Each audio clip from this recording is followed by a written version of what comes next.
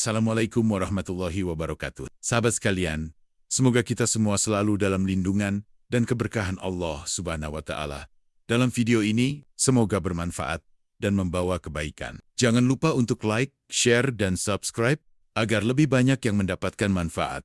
Bismillah, mari kita mulai.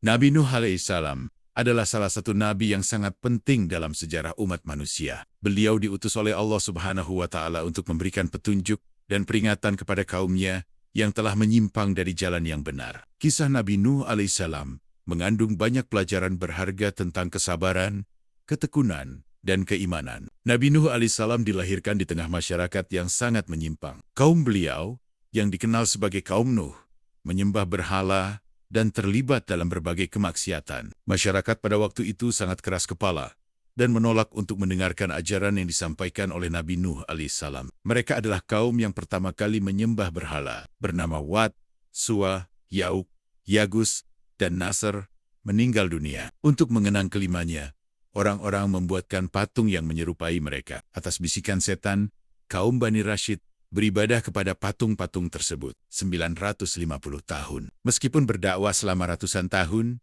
pengikut Nabi Nuh hanya 70-80 orang. Kaumnya tetap saja menyembah patung-patung berhala, termasuk Wafila istrinya dan Kan'an putranya. Selama 950 tahun, Nabi Nuh alaihissalam berdakwah kepada kaumnya. Beliau tidak hanya mengajak mereka untuk beriman, tetapi juga memberikan peringatan tentang azab yang akan datang jika mereka terus-menerus dalam kekufuran.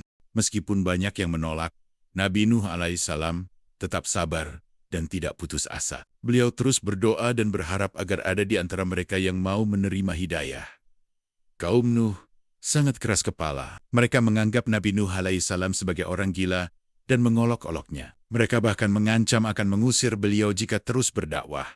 Namun, Nabi Nuh alaihissalam tetap teguh dalam pendiriannya. Beliau terus berdoa kepada Allah Subhanahu wa Ta'ala agar diberikan petunjuk dan perlindungan. Setelah bertahun-tahun berdakwah tanpa hasil yang signifikan, Allah Subhanahu wa Ta'ala memerintahkan Nabi Nuh alaihissalam untuk membangun sebuah kapal besar. Kapal ini akan digunakan untuk menyelamatkan orang-orang yang beriman dan berbagai jenis hewan dari azab yang akan datang. Nabi Nuh alaihissalam mengikuti perintah ini, meskipun kaumnya mengejek dan merendahkan usaha beliau. Nuh membuat bahtera dari pohon-pohon besar yang telah ia tanam selama 40 tahun. Panjang bahtera itu 160 meter dan lebarnya 26 meter atau seluas 178 bus karang. Bahtera itu juga dibuat 3 tingkat. Tingkat paling bawah untuk para hewan buas, tingkat 2 untuk hewan jinak, unggas, dan burung. Sementara itu, tingkat 3 untuk Nuh dan kaumnya yang beriman. Setelah kapal selesai dibangun, Allah Subhanahu wa Ta'ala mengirimkan tanda-tanda akan datangnya azab. Hujan deras mulai turun,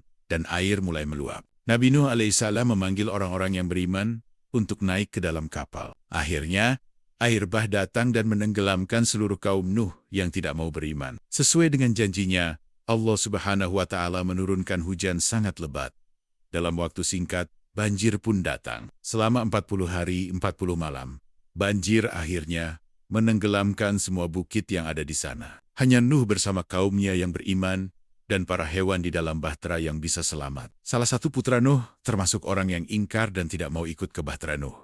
Ia pun ikut tenggelam diterjang banjir. Sementara itu, putra Nuh yang lain, yaitu Sam, Ham, dan Yafits, ikut bersama Nuh di dalam bahtera. Setelah beberapa waktu, air bah mulai surut, dan kapal Nabi Nuh alaihissalam berlabuh di sebuah bukit yang dikenal sebagai Jabal Judi.